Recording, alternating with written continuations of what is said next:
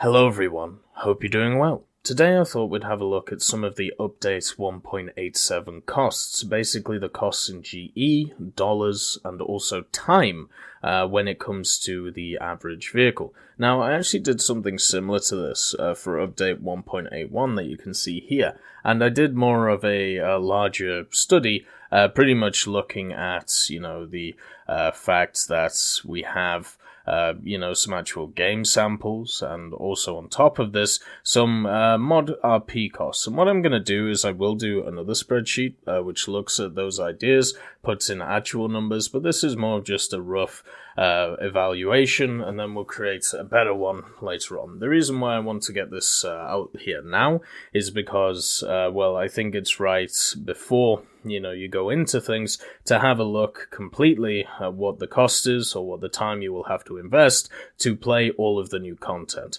Now, the first thing to understand is all of this takes into account that you have researched all of the vehicles beforehand, before all of the new vehicles, I should say, that are in the game. On top of this, we do have some constants. So we have the average RP per battle for air realistic, ground realistic, naval realistic, and helicopters over here. Now, I've tried to be as kind as possible, or optimistic as possible, for these numbers. Same for the time in minutes for each of the battles, and then we've done some GE conversion stuff, just so we can work that out for you.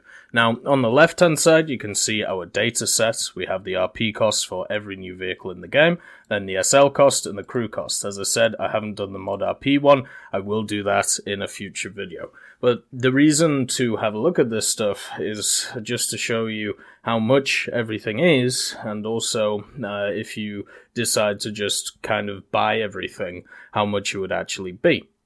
And the reason to do this is just so people can look at some numbers. One of the things which I think is criminally undervalued when it comes to games in general is the actual numbers behind it. Whether it is, the costs, or whether it is the time involved, I think it's very much important to understand how much you will have to invest in order to get a hold of all of this content. On top of this, I've also done times and costs for individual vehicles, since obviously there will be just certain vehicles that people want, and I've done this through averages because I think this is the best way to do things. So let's have a look through the numbers, what they actually say, and then I'll give my opinions on them overall. So the first thing to understand is, as I said, our data set is here, and all of this area here in the center is just manipulating the data set while also adding in the constants. So you can see the total RP cost is just the sum of all of these, the total SL, sum, total crew, sum, simple as that, and the average RP cost is the total divided, the average of all of the numbers, so all of the sum divided by how many, same, all going down. And then we get the games to get RP. So this is taken from the total RP cost divided by the actual amount of average RP you get per battle. So you can see here that the average RP I've said for air realistic is around 6,000. This can be debated, but the way I'm seeing it is this is running premium, but without using a premium vehicle. Obviously, this could be accelerated by using a premium vehicle, but I'm trying to do it on the average. I think it is safe to say that because of the different offers that people can be a part of in War Thunder over the year, that you can get premium for a year. And as I've said many times, that is, if you are, wanting to play War Thunder a lot, that is something you should consider, getting premium for a year during one of those sales. I think it's one of the best investments when it comes to War Thunder instead of the premiums, because it basically makes everything premium on top of, the pre-existing premium vehicles as well. So instead of just being dedicated to one nation, you can be dedicated to everything in the game if you feel like it.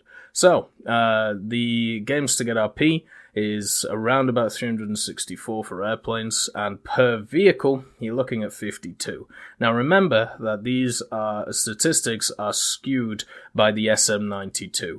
One of the things that we are seeing a lot, if you look at pretty much all of the vehicles that have been added to the game, they're all very much top tier. And I want to actually talk about this compared to the update 1.81, because for me this is the closest comparison. You can see that this is when the helicopters were added, and the majority of stuff was pretty much top tier as well. And also, you had the I-225, which was a little bit lower, but still at 95,000. When it came to tanks, it was the same deal. All top tier stuff pretty much, and then the Char 25T. So you can see that this has been at least an idea for a long time. I think what I'll do is I'll probably make a spreadsheet looking at it, but a lot of people are talking about how this is either a new thing or that, you know, they're trying to expand top tier too quickly, yada, yada, yada. I've been saying that for like a year, and it keeps going. You know,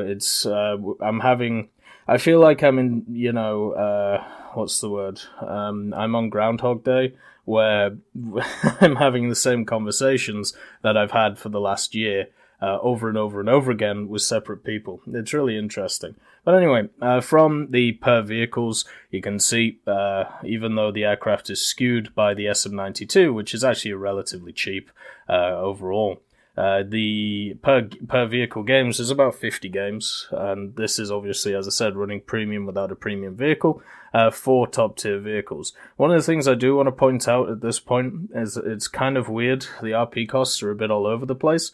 So the Super Mystère, the MD460, is a 9.0 at 200,000 RP. The G91S is double that price at 400,000, and the Seahawk FJ 0.6, which is the lowest BR of the jets that have been added at 7.7, is 380,000. So obviously the MD460 is very much an outlier when it comes to all of these jets. The rest of them kind of make sense, apart from the FGA 6. I don't understand why the CL13, that should actually be B. One of the things that screwed me is that what they've done on their announcement is they've marked the CL13 as the CL13A Mark 6 when it's the CL13B Mark 6. But anyway, it's kind of odd how the CL13B is more expensive than the MiG-19S. I don't really understand why that is, unless there's something I don't know. But the MiG-19S is cheaper in every regard than the CL-13B. The G91S is also of comparable cost to the CL-13B, and for some reason, the top-tier supersonic jets are actually cheaper than their counterparts. It's odd. And when it comes to the ground vehicles, one thing that I don't think I've ever seen on an update is all of the ground vehicles have exactly the same RP costs, exactly the same SL costs, and exactly the same crew costs. That I don't think has happened in the history of War Thunder. It just shows how the emphasis for ground has definitely been top tier. Like we have in this list, 4 vehicles which are 10.0. No, sorry, 5 vehicles which are 10.0 and a 9.7. And they all have exactly the same cost. So working out their cost was very easy. So to get all of them, you need to do about 468 games at an average RP of 5,000, 78 games per vehicle, so definitely more than the aircraft. And the total cost overall in dollars, if you just wanted to buy it all, is about $259.90. Now remember, this is USD that we're looking at, so your regional equivalent will be different. But the reason why I used USD is because the conversions are a lot better. So 1 G equals 25 RP, 5,000 G equals $24.99, therefore 1 G equals it equals 0.5 cents basically, and then the G conversion is 45 just for a raw number. So I can use these to plug into the spreadsheet and show you that the average or the individual cost in dollar of a new ground vehicle is about $43.32. So pretty much the price of 3 or 4 decent meals at McDonald's is the way I personally look at it. Now, I'm not going to make any value judgments when it comes to what you want to spend your money on. For me personally, I wouldn't do it because I'm not interested in these top tier vehicles. I've actually played the only vehicle I care about in this patch, which is the SM-92. I've spaded it already. So now it's just back to playing other stuff. As you all know, I'm a World War II guy, so seeing all of these cool supersonic jets and top-tier ground vehicles, it's not my bag, and which is why you won't probably be seeing any reviews for any of them for a long while, because I don't use GE to grind. I actually just grind it out using premium, and that's it. Anyway, so on the ground vehicles front, these are all the numbers that you can see. What is interesting is the Naval is actually the most varied, and that's pretty much because of the Leander being a lot less than the Kirov, the Nuremberg, and the Brooklyn. Whereas with the SL costs, actually I'm just going to check that because I just want to make sure. So yeah, it's kind of odd, but the Leander is actually nearly half the price of the other new vehicles that are coming to to the light cruiser line. You know, the Brooklyn is $220, the Nuremberg is $220, so is the Kirov. Maybe they've realized that the Leander is worse than them, and they're trying to get people to play it. It's definitely cheaper in every regard. Then the Project 30 brings down the overall cost pretty well, and so do the Zastora and the Somers. So overall, for ships, you're looking at probably the best when it comes to, you know, overall grind. There's a lot of variation there. Yes, it's all rank 3 to 4, but getting up there in ships is quite easy to do. This is also reflected with the fact that it is the cheapest overall in dollars and GE, and also individual cost, to be able to get these ships. You know, $15 per vehicle is obviously a lot nicer than $43. And on top of this, when we have a look at the helicopters are still ridiculously overpriced. When the economy changes come in, what I'm really looking for to be changed is rank 5 stuff. As I said, the gap between 210,000 and 380,000 is ridiculous. A lot of people have pointed out the 120 to 210. I still think that's only a 90,000 gap difference, where if you look at the other gap, it's literally over double the price, right? You are looking from 210 to 380,000. That's 420,000.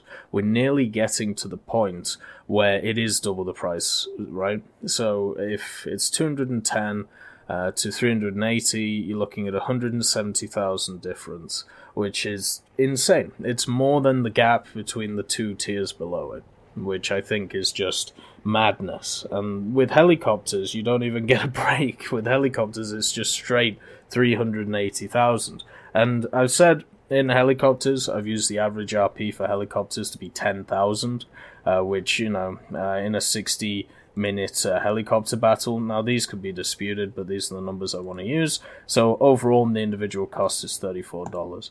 Now, if you want to know the overall cost in GE, I've also done that too. So it's 156,267 GE, which is $781.02. So if you just wanted to GE all of these vehicles, disregarding modifications, remember, then you could just do this, right? You could just pay nearly $800 and you could have everything in this new update, as long as you had all of the other vehicles first. Now, I also decided to work out the time that it would take to do this, and basically what we did there is we took the games to get RP, and then divided by the average time in battles, and overall, you can see that for aircraft, it's 13 hours. For ground vehicles, it would be 13 per vehicle, remember. And then naval, nearly 9 hours, and helicopters, 31 hours per vehicle. The total time is this top one, the individual vehicle's time is this bottom. So overall, if you wanted to grind out everything in this patch, it would take you 383.5 hours, which is around about 16 days. Now that is constant grinding, right? So this is like the way I see it. And obviously games, when it comes to their free-to-play model, they make it so it is much harder to grind out stuff than it is just to pay through it. You're basically doing, is it worth me dropping $800, or is it worth me grinding out for 16 days? Now, a lot of people will take the middleman, because what they'll do is they'll get the vehicles that they want, therefore they won't care about everything else, and therefore, you know, this this whole thing doesn't really mean too much, but if you're a completionist, these are the numbers that you're looking at. So I think it's kind of interesting just going through them. You can see the ratios, which are, worth it here. So if you basically do this divided by the hours, per hour, it's about $2. So every hour that you are putting into the game is worth $2 overall. So imagine if you were getting paid that. It wouldn't it wouldn't make you feel any good, would it? But yeah, this is the system that these free-to-play games use. I just think it's interesting looking at the numbers, to be honest. And as I said, I'll do another one looking at the general modification costs as well, because I think that's interesting. On top of this, I will also put a link to this spreadsheet in the description, so if you want to have a look at yourself, if you want to share it around, you can be able to do it. And if you want to contribute some numbers, whether it is basically, something like this would be lovely, how I have like the samples down here, where I'm using with the premium account, and then here I'm using an actual premium vehicle, so average RP gain, average SL. If you want to contribute to this idea and create something like this, so I can create a larger spreadsheet with more accurate numbers, so we can make some crazy numbers like this, it would be wonderful for you to do so. But if you don't, I'll just do it all myself like I normally do. Anyway, I hope you have enjoyed this video. Sorry if you found it boring, but I really like statistics. I think it's really cool. Yeah, I'm a bit of a nerd in that sense. I hope you all have a wonderful day, and I'll see you next time.